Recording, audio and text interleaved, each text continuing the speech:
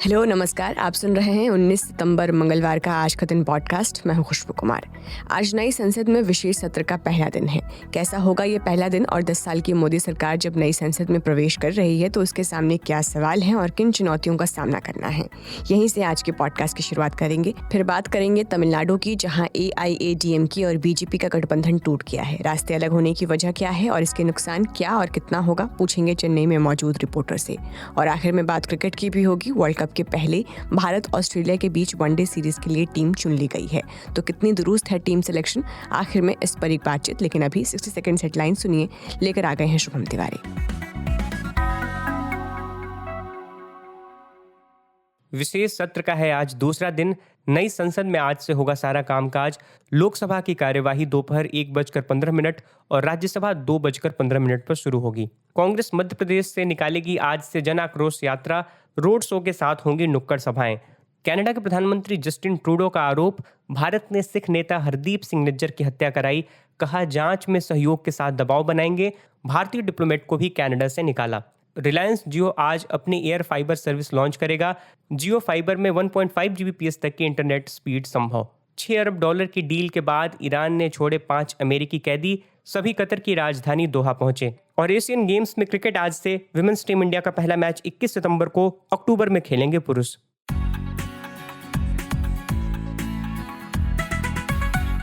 आज संसद के विशेष सत्र का दूसरा दिन है। पुराने संसद भवन के दरवाजे आखिरी बार संसदीय कार्रवाई के लिए कल खुले थे और दिन भर चली चर्चा के बाद स्थगित कर दिया गया। आज मंगलवार से सभी को संसद की नई बिल्डिंग में बैठना है और आज ही से संसद का सारा कामकाज इस नई इमारत में होगा। सरकारी एजेंडे के मुताबिक कुल 8 विधेयक इस विशेष सत्र में पेश किए जा सकते हैं। इनमें मुख्य निर्वाचन आयुक्त और निर्वाचन आयुक्तों की नियुक्ति का बिल मुख्य माना जा रहा है। फिर लोकसभा में महिलाओं को आरक्षण देने वाला बिल भी पेश किया जा सकता है। इसके अलावा UCC से लेकर देश का नाम इंडिया से बदलकर भारत करने तक इस विशेष सत्र में चर्चा हो सकती है। लेकिन आज का दिन कैसा रहेगा और क्या होने वाला है आज, ये समझने के लिए हम पहुंचे इंडिया टुडे मैगजीन के कॉरेस्पॉन्डेंट हिमांशु शेखर के पास। देखिए, जो सांसदों को पहले कहा गया था कि 11 बजे दिन में इकट्ठा होना है ग्रुप फोटो के लिए, लेकिन अब शाम को जो सूचना दी गई है वो कहा गया है कि 9:30 बजे सुबह इकट्ठा होना है पार्लियामेंट कॉम्प्लेक्स में, और पहले पुराने बिल्डिंग में फोटो सेशन होगा और उसके बाद नई बिल्डिंग में जाएंगे। उसमें एक बात अभी ऑफिशियली सरकार की ओर से ये बात नहीं कही गई है, लेकिन कुछ MPs जो बात बता रहे हैं वो ये बता रहे हैं कि प्रधानमंत्री पुराने संसद से संविधान की कॉपी लेके और नए संसद की ओर जाएंगे, और उसमें उनके साथ पार्टी के MPs होंगे जो उनके साथ साथ चलेंगे, और फिर नए पार्लियामेंट में जाके 11 बजे से मेन कार्यक्रम है, जहाँ पे कि प्रधानमंत्री होंगे, लोकसभा के स्पीकर होंगे, उपराष्ट्रपति होंगे, जो कि राज्यसभा के चेयरमैन भी हैं। उपराष्ट्रपति राज्यसभा के चेयरमैन होते हैं। कांग्रेस के जो सदन में नेता हैं राज्यसभा में, मल्लिकार्जुन खड़गे होंगे, अधीर रंजन चौधरी होंगे। इसके अलावा पूर्व प्रधानमंत्री मनमोहन सिंह होंगे और मेनका गांधी होंगी, और झारखंड मुक्ति मोर्चा के जो फाउंडर हैं और मुख्यमंत्री रहे हैं झारखंड के, शिबू सोरेन होंगे। मेनका गांधी का नाम इसलिए इसमें शामिल किया गया इस सूची में कि वो लोकसभा में longest serving member of parliament है, मतलब सबसे ज्यादा समय से वो लोकसभा में सदस्य हैं। और शिबू सोरेन अगर लोकसभा और राज्यसभा दोनों मिला दें तो दोनों में सबसे लॉन्गेस्ट सर्विंग MP रहे हैं। तो इस नाते इन लोगों को ये लोग बोलेंगे वहां पे, और फिर प्रधानमंत्री का संबोधन होगा, और उसके बाद लोकसभा 1:15 बजे से लोकसभा की कार्रवाई, जो रूटीन कार्रवाई है इनकी, वो शुरू होगी, और राज्यसभा 2:15 बजे से राज्यसभा की कार्रवाई शुरू होगी। तो ये मोटा मोटी ये कार्यक्रम है कल की। हिमांशु, देश को आज लगभग 76 साल बाद नई संसद मिली है, लेकिन संसद के साथ लोकतंत्र से जुड़े सवाल भी हैं। मोदी सरकार के 10 साल इन सवालों से भी घिरे हैं, तो क्या चुनौतियां होंगी इस सरकार की नई संसद में? देखिए, बीजेपी पे सबसे बड़ा आरोप यही लगते रहा विपक्ष की ओर से कि ये अघोषित आपातकाल चल रहा है, और विपक्ष को कॉर्नर करने के लिए चुनाव का तो है ही, चुनाव के बाद खरीद फरोख्त, उसके बाद फिर सरकारी एजेंसियों का इस्तेमाल, इस तरह के आरोप लगते रहे हैं कि अपने विरोधियों को उन पे बिल्कुल एकदम से अपनी धाक जमाने के लिए, उनको पीछे करने के लिए ये सरकार सारे उपाय करती है, ये आरोप लगता है। इस पृष्ठभूमि में अगर आप देखेंगे तो जो कल का स्पीच था प्रधानमंत्री का, जो पुराने संसद में के आखिरी दिन और आखिरी स्पीच रही हो, उस स्पीच में ये जो आरोप है उसका रिफ्लेक्शन कहीं नहीं दिखता है। उससे बिल्कुल प्रधानमंत्री की एक अलग तस्वीर उभर के सामने आती है, और पीएम ने जो बोला है वहां पे, वो भारतीय जनता पार्टी या नेशनल डेमोक्रेटिक अलायंस के प्रधानमंत्री के तौर पे नहीं, बल्कि ऐसा लगता है कि देश के प्रधानमंत्री के तौर पे वो। रही बात चुनौतियों की, तो चुनौतियां जो ये हैं कि आप 10 साल अगर आप सरकार चला लेते हैं, तो जाहिर सी बात है कि बहुत सारे कॉर्नर्स में आपको लेकर के एक सत्ता विरोधी जो है एक माहौल तो थोड़ा बनने लगता है। हालांकि अभी जो ऊपर ऊपर ये दिखता है कि प्रधानमंत्री की इमेज कम से कम वो लोगों में ठीक है, लेकिन वो तो चुनाव के बाद ही पता चलेगा कि वो वोट में कितना कन्वर्ट होता है। तो ये चैलेंजेस तो हैं कि 10 साल के बाद अब आप ये नहीं कह सकते। जैसे उदाहरण के लिए कल जो है आज जो पार्लियामेंट का सेशन नई बिल्डिंग में जो शुरू हो रहा है, उसमें उस 11 बजे जो मेन कार्यक्रम है उसका थीम ही यही है कि 2047 तक हमको भारत को विकसित देश कैसे बनाना है। तो मतलब आप 2047 का एक लक्ष्य सामने रख रहे हैं, लेकिन जब आप वोट मांगने जाएंगे तो 2047 का लक्ष्य तो अपनी जगह पे है, लेकिन जनता ये जवाब चाहेगी कि 10 साल में आपने क्या किया है। ये सबसे बड़ा चैलेंज होने जा रहा है, क्योंकि 10 साल के बाद तीसरा टर्म लगातार पाना ये मुश्किल है। तो उसको लेकर के ये अपने कई सारे बिल्स भी ला रहे हैं, जैसे जो 8 बिल जो इस सेशन के लिए लिस्ट किया है, उसमें आप एक बिल देखेंगे तो कई सारे पुराने कानूनों को खत्म कर रहे हैं। फिर इसी तरह से जो है वो जम्मू कश्मीर में को लेकर के बिल है, सीनियर सिटीजन्स को लेकर के बिल है। फिर इसके अलावा शेड्यूल ट्राइब्स को लेकर के कॉन्स्टिट्यूशन अमेंडमेंट एक आ रहा है, उसको लेकर के बिल है। पोस्ट ऑफिस को लेकर के एक बिल है। तो ऐसे कई सारे बिजनेस हैं जिसके जरिए ये मैसेज देने की कोशिश करेंगे कि हम सब वर्ग को साथ लेके चल रहे हैं। शुक्रिया हिमांशु। वैसे आज संसद के स्पेशल सेशन से ठीक पहले कल शाम को केंद्रीय मंत्रिमंडल की बैठक भी हुई थी। इसकी ऑफिशियल ब्रीफिंग तो नहीं आई है, लेकिन न्यूज़ एजेंसी एएनआई के सोर्सेज के हवाले से ये दावा है कि महिला आरक्षण बिल को कैबिनेट ने मंजूरी दे दी है।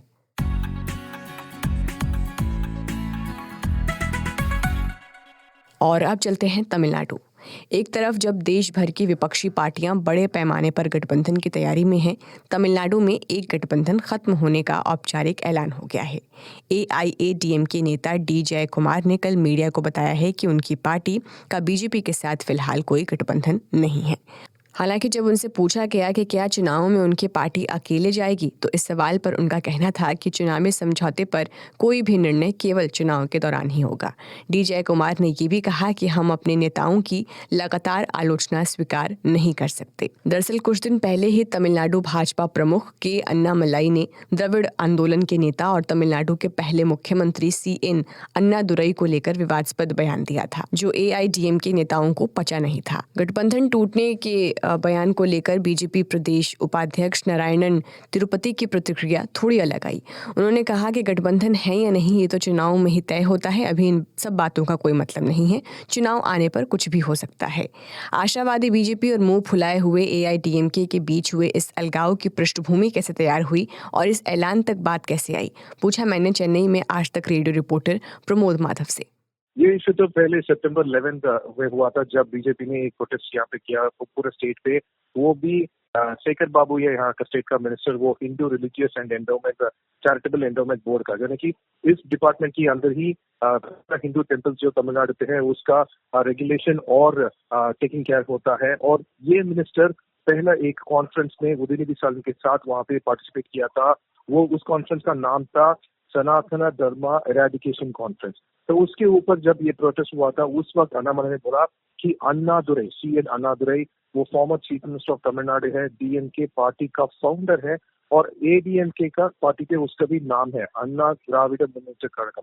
वो अन्नामलाई उस वक्त बोला था कि जब अन्नादुरई ने पिछले 1956 पे ऐसा ही हिंदुइज्म और को मॉक किया था एक बार, उस वक्त जब मामला तो बहुत गड़बड़ हो गया कि इतना जल्दी it went so bad that Annadurai had to be kept hidden away, और वो माफी ही हैड टू अपॉलोजाइज। उसके बाद ही मदुरई से उसको ही could leave from Madurai. So ये इशू बहुत ही बिग हो गया, क्योंकि एडीएम के लीडर्स अभी बोल रहे हैं कि पहले अन्नामलई ने जयललिता के बारे में क्रिटिसाइज किया था और अब अन्ना के बारे में क्रिटिसाइज किया है, क्योंकि जो अन्नामलई ने बोला था वो it is a way of touching Anna Durai's legacy.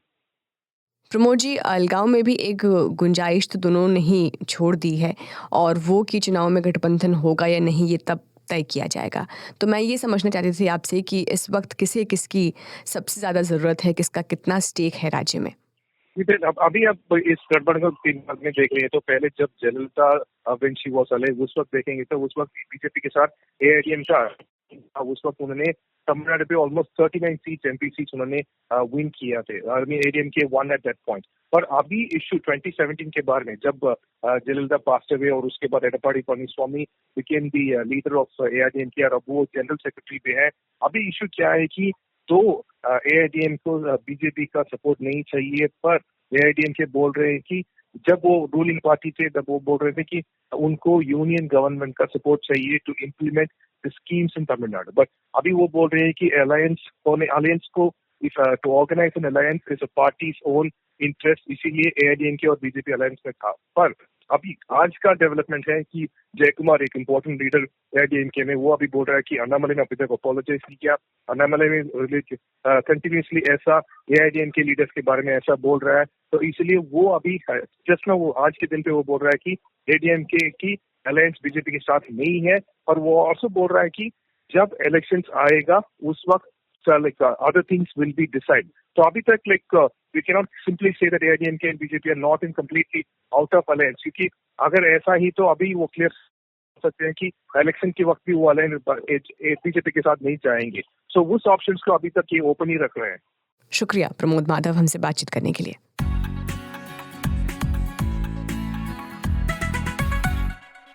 और अब आखिर में बात क्रिकेट की। भारत एशिया कप का चैंपियन तो बन चुका है, लेकिन उसके बाद उसके सामने सबसे बड़ा मिशन है वर्ल्ड कप का, जो इसी साल अक्टूबर में होना है। वर्ल्ड कप से पहले अब भारत की ऑस्ट्रेलिया के साथ ओडीआई सीरीज होने वाली है, जिसके लिए टीम अनाउंस भी हुई कल। शुरुआती 2 वनडे में केएल राहुल कप्तानी करेंगे। वर्ल्ड कप टीम के 5 खिलाड़ी रोहित शर्मा, विराट कोहली, हार्दिक पांड्या, कुलदीप यादव और अक्षर पटेल को आराम दिया गया है।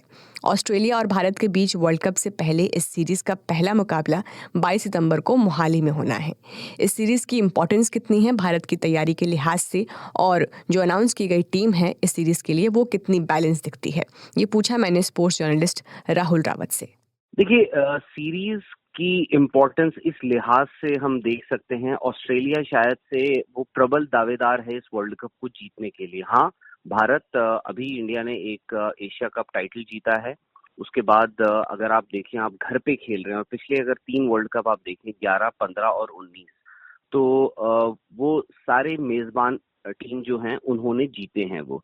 तो इंडिया भी एक कंटेंडर है, पर ऑस्ट्रेलिया जो है बहुत ज्यादा बैलेंस टीम लगती है। उनकी टीम में अब ट्रेविस हेड का पता नहीं, क्योंकि उनकी उंगली में चोट आ चुकी है, तो वो तो नहीं खेल पाएंगे, फ्रैक्चर हो चुका है। तो ऑस्ट्रेलिया की अगर आप टीम देखें सिर्फ, तो उस टीम में गिने चुने 2 खिलाड़ी मिलेंगे, एक उनके विकेट कीपर और एक उनके ओपनर डेविड वार्नर, जो बॉल नहीं डालते हैं। तो उनकी टीम जो है बैलेंस्ड बहुत है। और ऑस्ट्रेलिया के साथ 3 मैच शुरुआत में, 3 मैच वर्ल्ड कप से ठीक पहले, वो मुझे लगता है काफी एक अच्छी प्रैक्टिस भी होगी आपको। और आपको ये भी नहीं भूलना चाहिए कि आपका पहला मैच यानी 8 अक्टूबर को जो आपका पहला मैच होना है चेन्नई में, वो ऑस्ट्रेलिया के ही खिलाफ होना है। तो एक ड्रेस रिहर्सल अच्छी हो जाती है। अगर आपके रन आ जाते हैं उसी टीम के खिलाफ, तो आप एक अच्छे कॉन्फिडेंस के साथ उस वर्ल्ड कप में जा सकते हैं। राहुल, इसके तुरंत बाद वर्ल्ड कप है, जिसके मद्देनज़र ही 5 खिलाड़ी आराम कर रहे हैं शुरुआती 2 मैचों में, लेकिन दलीलें ये भी हैं कि वर्ल्ड कप से पहले तो और मुकाबले खिलाने चाहिए खिलाड़ियों को, तो आराम की ज़रूरत क्यों थी? क्या आप भी ऐसा मानते हैं? क्योंकि ऑस्ट्रेलिया के खिलाफ खेलना तो कम से कम अभ्यास मैच ही माना जा सकता है वर्ल्ड कप के लिए। देखिए, अगर आप इस वक्त जब हम बात कर रहे हैं या 2-3 दिन पहले की जो बात है, उसमें ये था कि आपके बहुत जगह मैचेस चल रहे थे। आप देखिए, वहां पे साउथ अफ्रीका और ऑस्ट्रेलिया की सीरीज चल रही थी, न्यूजीलैंड और इंग्लैंड भी खेल रहा था, और यहाँ पे पूरा का पूरा एशिया कप चल रहा था। यानी आपकी करीब 6-8 वो एक इम्पोर्टेंट सीरीज खेल रहे थे। तो उसमें क्या हुआ, काफी सारी इंजरीज आप देखिए, वहां साउथ अफ्रीका और ऑस्ट्रेलिया के जो सीरीज चल रही थी वहां पे उनके बड़े इंपॉर्टेंट प्लेयर्स को चोट लग गई। उसके बाद इंग्लैंड और न्यूजीलैंड में देखिए, न्यूजीलैंड में इतनी सारे प्लेयर्स आपके चोटिल हो चुके हैं। टिम साउदी के अंगूठे पे चोट आ चुकी है, अंगूठे रिस्ट पे। डैरिल मिचेल की चोट है। तो आई थिंक इंडिया के लिए एक चीज ये रही होगी कि so close to the tournament, world cup जैसा टूर्नामेंट है, वहां पे अब हम इंजरीज जो हैं वो अफोर्ड नहीं कर सकते हैं। पर ताज्जुब की बात ये भी है कि आपने देखे अपने फास्ट बॉलर्स जो हैं वो तीनों वनडेज के लिए आपने जो प्रोमिनेंट आपके फास्ट बॉलर्स हैं सबको रखा है। यानी मोहम्मद सिराज भी हैं, जसप्रीत बुमराह भी हैं, मोहम्मद शमी भी हैं, बैकअप में आपके पास प्रसिद्ध कृष्णा भी हैं। हार्दिक पांड्या इस टीम का हिस्सा नहीं है। आई थिंक उनको अक्सर हमने देखा है कि इंडियन टीम को पता है कि उनकी इंपॉर्टेंस क्या हो जाती है, स्पेशली अब जब वो बॉल इतना अच्छा और लंबे स्पेल्स डाल रहे हैं, तो उनको रेस्ट दिया है। केएल राहुल की जहां तक कप्तानी की बात है, तो केएल राहुल के बड़े उतार चढ़ाव दिन रहे हैं पिछले एक साल, अगर आप देखें। ताज्जुब की बात, हालांकि रोहित ने कहीं ना कहीं हिंट दे ही दिया था कि जब एशिया कप जीते तो उन्होंने अश्विन के बारे में भी कह दिया था कि अश्विन से वो रेगुलरली बात कर रहे हैं। उनका और वॉशिंगटन सुंदर दोनों का इंक्लूजन इस स्क्वाड में ये बताता है कि इंडिया को कहीं ना कहीं अब एक ऑफ स्पिनर की भी जरूरत दिख रही है आपकी टीम में। तो हो सकता है कि इस सीरीज में आप देखें टटोले कि क्या आपके लिए बेस्ट होता है एक ऑफ स्पिनर की जरूरत। और मुझे लगता है कि 15 में जब आप जहां 28 सितंबर तक आप बदलाव कर सकते हैं अपनी टीम में वर्ल्ड कप के। आपने ऐलान तो कर दिया है, बट आप उसमें सिर्फ एक आईसीसी को ईमेल भेज के आप बदलाव कर सकते हैं। तो मुझे लगता है कि एक ऑफ स्पिनर का स्कोप जो है अब इस 15 में बढ़ गया है। बहुत बहुत शुक्रिया राहुल रावत हमसे बातचीत करने के लिए।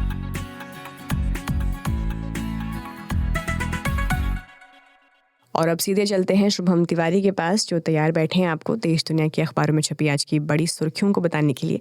Good morning Shubham. सबसे पहले देश के ही अखबारों से शुरुआत करते हैं, बताइए। खुशबू, गुड मॉर्निंग के साथ आपके हवाले से देश की आधी आबादी तक बधाई भी पहुंचे, क्योंकि 2 दशक से भी लंबे समय से, ठीक अगर कहूं तो तकरीबन 27 बरस से ठंडे बस्ते में पड़े महिला आरक्षण बिल को एनडीए सरकार ने कल मंजूरी दे दी। हालांकि ये भी ध्यान रहे कि इसको नए स्वरूप और ज़रूरत के मुताबिक सदन में लाया जा रहा है। जनसत्ता अखबार की हेडलाइन है कि केंद्रीय मंत्रिमंडल ने महिला आरक्षण पर लगाई मुहर, जबकि हिंदुस्तान ने लिखा है कि संसद विधानसभाओं में 33% आरक्षण की तैयारी। प्रधानमंत्री मोदी की अगुवाई में चली कल 1.5 घंटे की बैठक के बाद ये फैसला लिया गया। लेकिन एक पेंच भी है और उस तरफ इंडियन एक्सप्रेस ने ध्यान खींचा है। एक्सप्रेस पर सीनियर रिपोर्टर लिज मैथ्यू की एक रिपोर्ट है जिसमें उन्होंने अपने सूत्रों के हवाले से कहा है कि अगर यह बिल पारित भी हो जाता है तो 2024 लोकसभा चुनाव में इसको लागू कर पाना संभव नहीं हो सकेगा। इंडियन एक्सप्रेस के मुताबिक जब परिसीमन की प्रक्रिया पूरी हो जाएगी, जो कि 2026 में होनी है, तब इसे 2029 तक जमीनी तौर पर लागू किया जा सकेगा। फिलहाल लोकसभा में महिला सांसदों की संख्या 15% से भी कम है, जबकि राज्य विधानसभाओं में अगर आप देखें तो उनका प्रतिनिधित्व तकरीबन 10% के आसपास है। कहने का कुल अर्थ यह है कि अगर ये विधेयक इस विशेष सत्र में पास हो गया तो वह भी मोदी सरकार का न सिर्फ बहुत बड़ा बल्कि एक ऐतिहासिक कदम होगा, जिसका हल्का सा इशारा कल प्रधानमंत्री मोदी ने पुरानी संसद भवन में दाखिल होने के वक्त दिया था। अपने तकरीबन 50 मिनट के संबोधन में प्रधानमंत्री ने अपने पूर्ववर्ती प्रधानमंत्रियों का कल जिक्र किया। दैनिक जागरण ने लिखा है कि प्रधानमंत्री के संबोधन में 75 बरस की संसदीय यात्रा की एक झलक थी। साथ ही उपलब्धि, याद, अनुभव और संसद से मिली सीख की बात बता पीएम ने पुरानी संसद भवन को अलविदा कहा। वहीं आज से जो कार्यवाही है सदन की, वो नई संसद में हुआ करेगी, जिसकी बात हमने आज के दिन वाले हिस्से में की। शुभ, मैं आपको भास्कर से 2 खबरें बताना चाहूँगी जो मैं पढ़ रही थी। एक खबर तो अदानी हिंडनबर्ग केस जांच से जुड़ी हुई है, जिसमें कल सुप्रीम कोर्ट में एक नई याचिका दायर हुई है और इसमें एक नई कमेटी बनाने की मांग की गई है और कहा गया है कि इस कमेटी में बेदाग छवि वाले लोगों को शामिल किया जाए ताकि जांच प्रभावित ना हो। सुप्रीम कोर्ट तैयार हो गया है इस पर सुनवाई करने के लिए और ये 13 अक्टूबर को होगी। और वहीं सुप्रीम कोर्ट में कल एक और सुनवाई हुई जो मैं भास्कर पर ही पढ़ रही थी, और वो है शिवसेना शिंदे गुट के 16 विधायकों की अयोग्यता पर, जिस पर कोर्ट ने कहा है कि आप इस मामले पर फैसला लंबे समय तक नहीं टाल सकते हैं और एक समय सीमा जो है वो तय करनी होगी, और इसके बाद मामले की सुनवाई जो है वो 2 हफ्ते के लिए स्थगित कर दी गई है।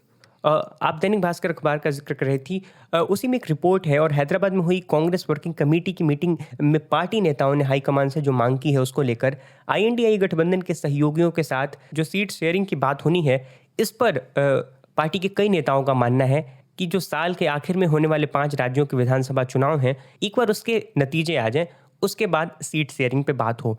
ये मांग उन नेताओं की है जिनके राज्य में कांग्रेस का सीधा मुकाबला INDIA गठबंधन की दूसरी पार्टियों से है। उनको लगता है कि अगर पार्टी इन 5 राज्यों के विधानसभा चुनाव में अच्छा प्रदर्शन करती है, जिसकी पार्टी को उम्मीद है, तो वे सीट शेयरिंग के दौरान मजबूत स्थिति में होंगे, वरना शायद उन्हें कुछ अधिक समझौता करना पड़े। वहीं एक खबर द एशियन एज अखबार के हवाले से इंडियन स्पेस रिसर्च ऑर्गेनाइजेशन का आदित्य L1 स्पेसक्राफ्ट पृथ्वी की ऑर्बिट से L1 पॉइंट की ओर निकल चुका है। इसे करीब 110 दिन में L1 पॉइंट के करीब की ऑर्बिट में स्थापित किया जाएगा। आदित्य L1 हम जानते हैं कि सूर्य की स्टडी के लिए भेजा गया है और ये जनवरी में 15 लाख किलोमीटर दूरी लैंग्रेज पॉइंट 1 तक पहुंचेगा। और ध्यान रहे कि ये दूरी धरती और सूर्य के बीच की दूरी का महज 1% होगा।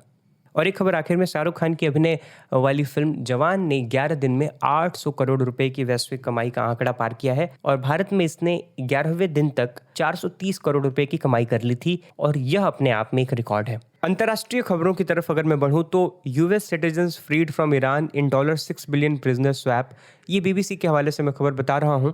और ईरान में सालों तक जेल में बंद रहने वाले 5 अमेरिकियों को कल रिहा किया गया। ये सभी ईरान की बदनाम एविन जेल में बंद थे। कल इन 5 अमेरिकियों को ईरान में मौजूद कतर के विमान तक पहुंचाया गया और फिर कुछ देर बाद इन कैदियों के दोहा पहुंचने की तस्वीरें भी सामने आईं। ये रिहाई उस सौदे के तहत हुई है जिसमें अमेरिकी जेलों में भी बंद 5 ईरानी नागरिकों को छोड़ा जाना है। अमेरिका और ईरान के बीच कैदियों की इस अदला बदली को काफी जटिल माना जा रहा था और कतर की मध्यस्थता के बाद ये संभव हो सका। इस समझौते को पूरा होने में करीब 1 साल लगा है। साथ ही अमेरिका को उस $6 अरब की आमदनी को भी वापस देने पर सहमत होना पड़ा है जो दक्षिण कोरिया को तेल बेचकर ईरान ने कमाए थे। एक दूसरी खबर जो अभी अखबारों में तो नहीं लेकिन कई वेब पोर्टल्स पर है, न्यूज़ एजेंसी एसोसिएट प्रेस के हवाले से खबर, और खबर ये कि कनाडा के प्रधानमंत्री जस्टिन ट्रूडो कल कनाडा के ओटावा में हाउस ऑफ कॉमन्स को संबोधित कर रहे थे और यहाँ उन्होंने कहा कि कनाडा की सुरक्षा एजेंसियां भारत सरकार और खालिस्तानी आतंकी हरदीप सिंह निज्जर की हत्या के बीच के कनेक्शन की जांच में जुटी हैं। और दरअसल भारत के मोस्ट वांटेड और खालिस्तानी आतंकी निज्जर की 18 जून को कनाडा के सर्रे में गोली मारकर हत्या कर दी गई थी। ट्रूडो ने यह भी कहा है कि कनाडा में रहने वाले भारतीय मूल के सिखों की बड़ी आबादी इस हत्या को लेकर गुस्से से भरी है और कई सिख अपनी सुरक्षा को लेकर डर में हैं। न सिर्फ इतना बल्कि कनाडा की सरकार ने एक भारतीय डिप्लोमेट को भी पद से बर्खास्त किया है जो कि कनाडा में भारतीय इंटेलिजेंस के प्रमुख थे। और अब चलते चलते जान लेते हैं 19 सितंबर का इतिहास। आज ही के दिन 1960 में भारत और पाकिस्तान के बीच नदियों का पानी बांटने को लेकर एक समझौता हुआ था जिसे सिंधु जल संधि कहते हैं। 19 सितंबर 2018 को 3 तलाक को गैर कानूनी ठहराने के लिए पहली बार ऑर्डिनेंस जारी हुआ था। वहीं आज ही के दिन बाटला हाउस एनकाउंटर जैसी कड़वी यादें भी हमारे साथ जुड़ी हुई हैं जब देश ने अपनी जांबाज सिपाही को खो दिया था। बाटला हाउस एनकाउंटर 2008 में आज ही के दिन हुआ था। 1888 में विश्व का पहला ब्यूटी कॉन्टेस्ट बेल्जियम में शुरू किया गया। 1952 में हॉलीवुड फिल्मों के स्टार चार्ली चैपलिन को अमेरिका वापस आने से रोक दिया गया। तो इसी जानकारी के साथ आज के दिन पॉडकास्ट में फिलहाल इतना ही। इस पॉडकास्ट को प्रोड्यूस किया है रोहित अनिल त्रिपाठी ने, साउंड मिक्सिंग कर रहे थे नितिन रावत, खुशबू कुमार के साथ थे आप। नमस्कार।